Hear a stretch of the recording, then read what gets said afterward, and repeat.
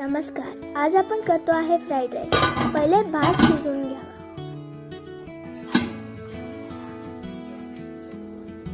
आज आपण fried rice साठी वापरणार आहोत शिमला मिरची, गाजर, बीन्स, पत्ताकोबी, लसूण आणि कांदा. या सर्व भाज्या बारीक चिरून घ्याव्या.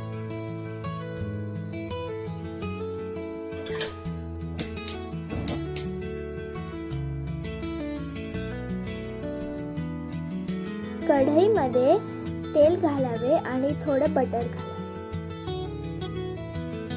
पहिले कढईत लसूण आणि कांदा घालावा.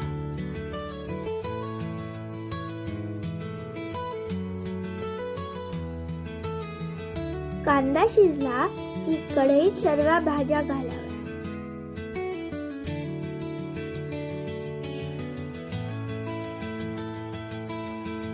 त्यानंतर चवीनुसार मीठ घालावे.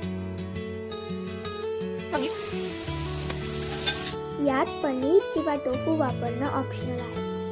आता यात आपण घालतो आहे शिजलेला बासमती राईस. आता आपण वापरतो आहे व्हिनेगर, चिली सॉस, सोय सॉस,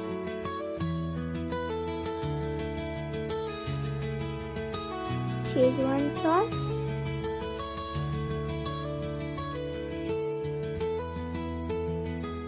आणि आता सर्व मिक्स करून घ्यायचे. आपला भात आणि भाज्या शिजलेला आहे.